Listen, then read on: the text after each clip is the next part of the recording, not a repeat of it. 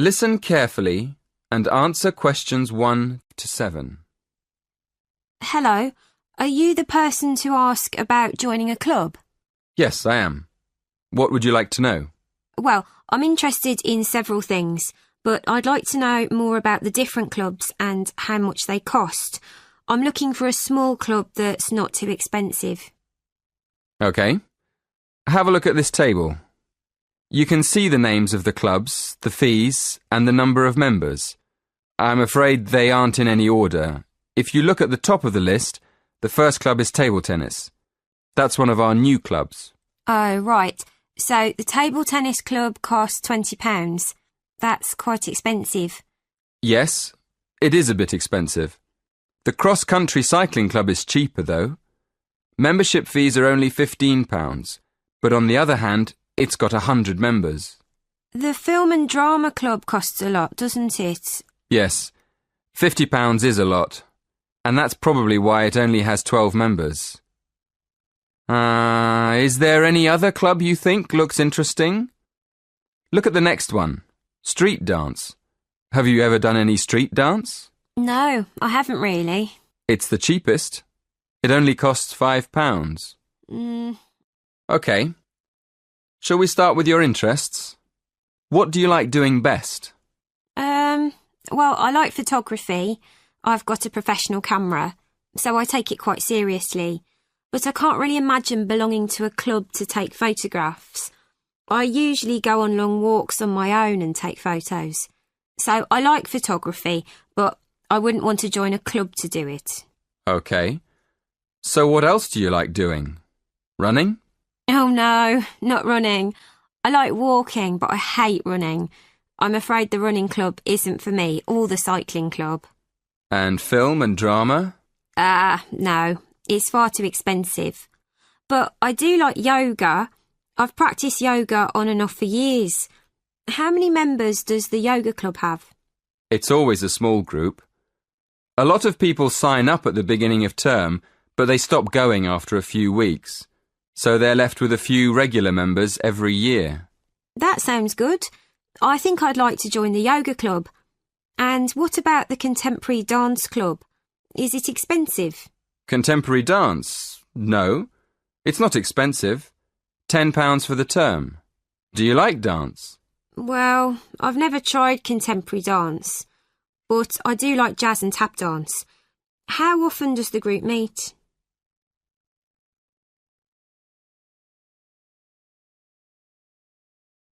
Listen and answer questions 8 to 10. So, can I have your full name, please?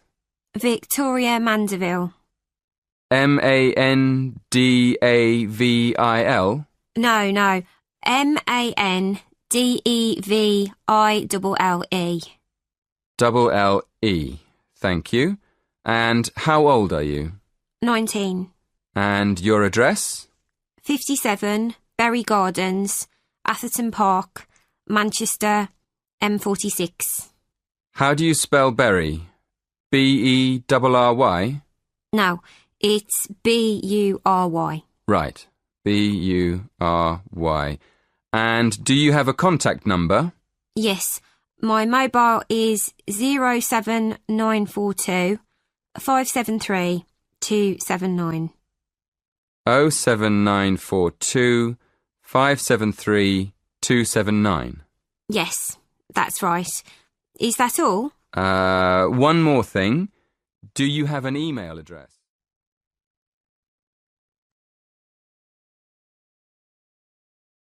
You will hear a speech given to new employees at a museum. You have 30 seconds to look at questions 11 to 13.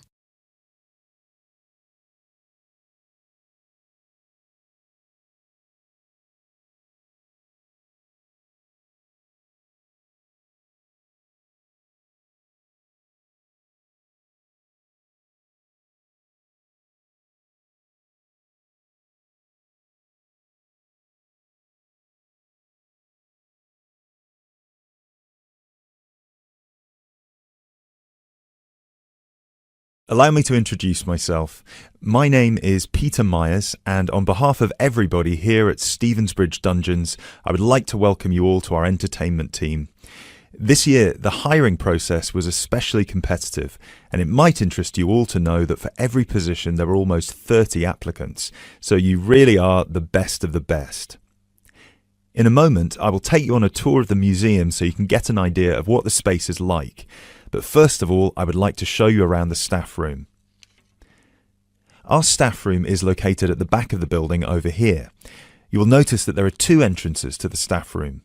One leads to the room we're in now, which is the main and oldest dungeon here at Stevensbridge, which we have turned into the museum. This is where you will greet the new visitors, and also where the tour throughout the dungeons will begin.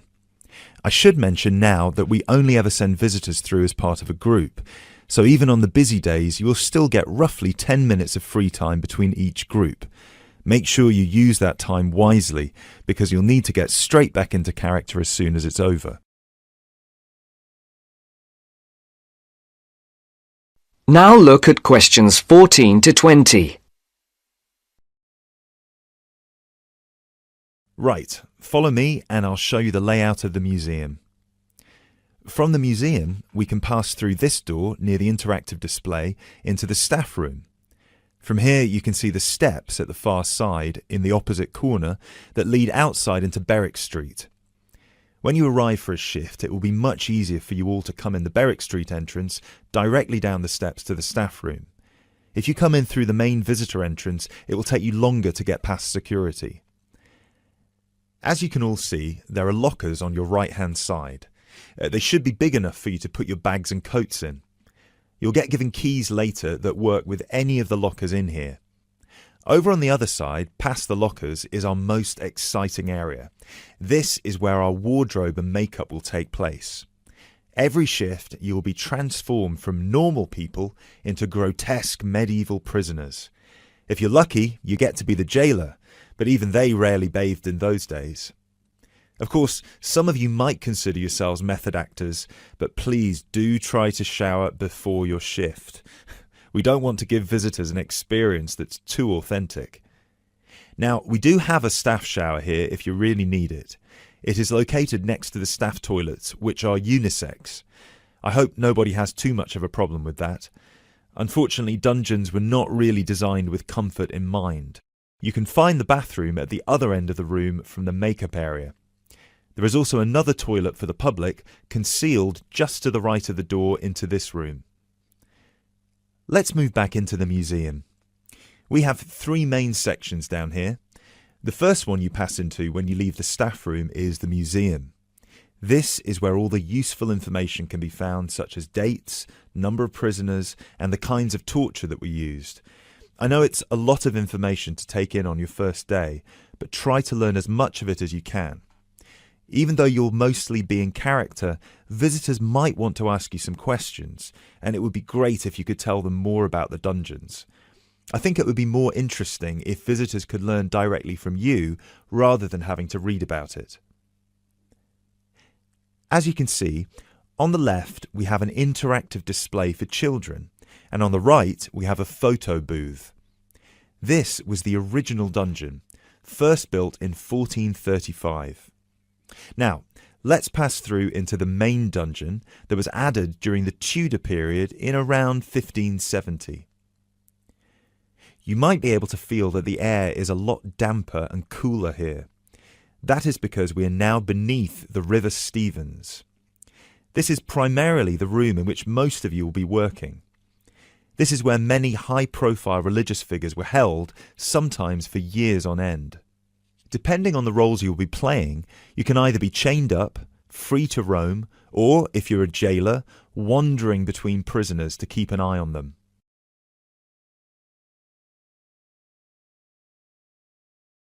Now we will pass into our third and final section, the prison cells. Over here, you can see there are some wooden stocks and a fake gibbet. Don't worry, I can see a couple of you looking concerned. You don't need to reenact any of the torture scenes for visitors.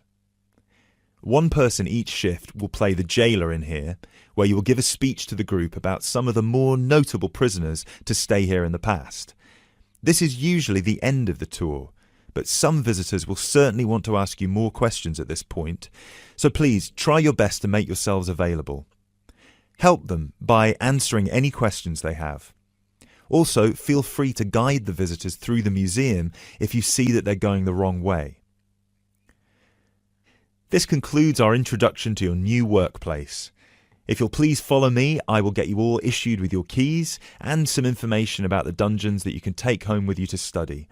I will also introduce you to your shift supervisor, Alice Stiles, and you can ask her any questions you may have about your roles.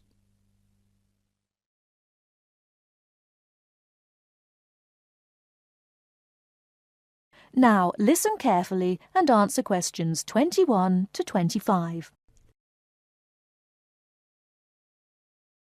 Hi Bill, how are you? I'm okay now, Sarah, but I was so ill last week. Oh dear, what was the problem? Did you eat that dodgy fish in the canteen? No. At first, I thought it was a cold, but then my head started hurting and my eyes started to go blurry. Oh, I'm so sorry. That sounds serious. Yeah, it's okay actually. I went to the doctor and he diagnosed me with a migraine. He gave me some medicine and I'm starting to feel much better. Oh, I'm glad to hear that. Well, I'm also glad you're in today because we have to work on a new project together. Oh, are we in the same section? No, it's just us. No one else. Mr. Donaldson put us down as B team because we live near each other. That could be fun. What do we have to do? Well, the project is partly internet research, then checking reference books for information to prepare a survey, which we have to use with people we know. Great! What's the topic? It's to do with shopping over the last 10 years. We have to find out how customers have changed their behaviour. OK, so what's the first step? I think the first thing to do is to check the list of references he gave me. But my computer is in for repair, so if I check in the reference library, would you be willing to look up some references online? Once we're done with the reference checks, we can write the questions together. That's fine. I'll do the internet research. So, what sort of shopping are we looking at? Only food or goods or clothes shopping? We have to find people who are willing to tell us about personal things, like deodorants, cosmetics, soap or vitamin creams. The other groups are doing food, electrical goods and clothes. That won't be so easy, Sarah.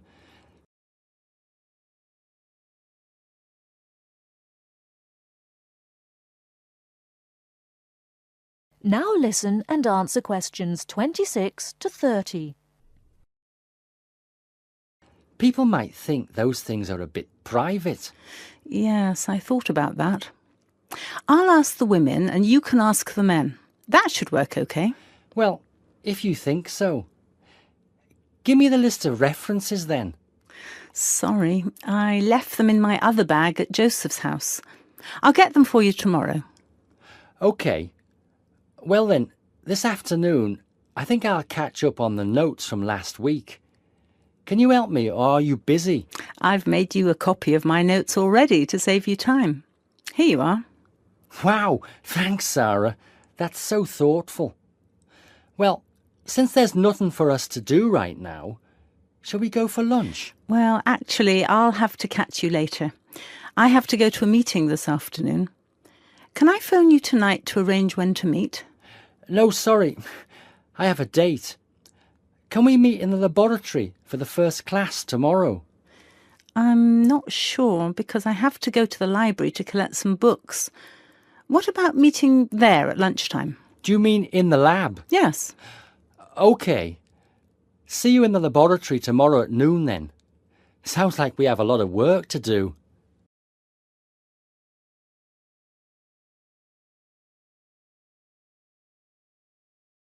Now listen carefully and answer questions 31 to 40.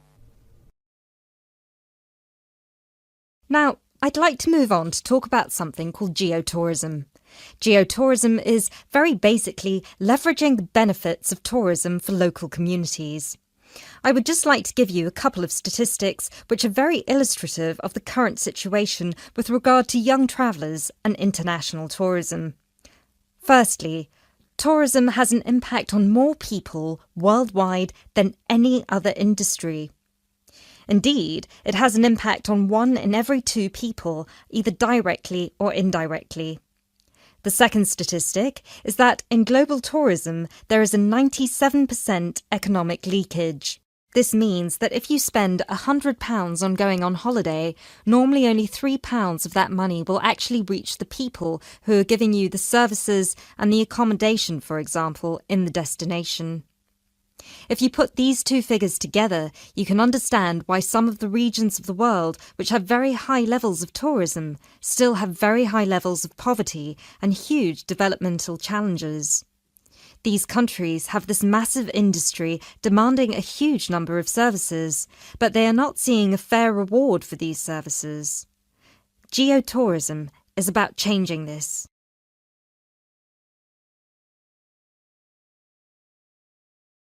Projects are now being developed with financial organisations such as the World Bank. One of these involves developing a technology platform which is bringing grassroots travel products such as hotels, locally owned hotels, not global chains, very locally owned tour operators to the international travel market, therefore avoiding the middlemen. These middlemen often cut them out of the market completely or just make their business unsustainable. Another way that geotourism can be promoted is through the niche travel market of volunteering. These days, a significant number of older teenagers want to spend a gap year, either between school and university, or university and employment. Often, these people want to spend some or all of their year volunteering, but they either don't have the money or don't feel inclined to pay the main volunteering organisation businesses the fee they require, which can be as high as £3,500. What they are looking for is an organisation who can connect them with people on the ground, who can suggest worthwhile local projects. So, this is a real win-win scenario. The organisers charge a small flat fee, which then goes to the local contact. Thus, the local contact gets a very good commission just for one customer. The customer is also saving a large amount of money and time, both of which they can give to the projects they end up working on. There is still quite a long way to go before poverty in the most popular of tourist areas is eradicated, but a focus on this type of geotourism could provide an answer. You now have half a minute to check your answers.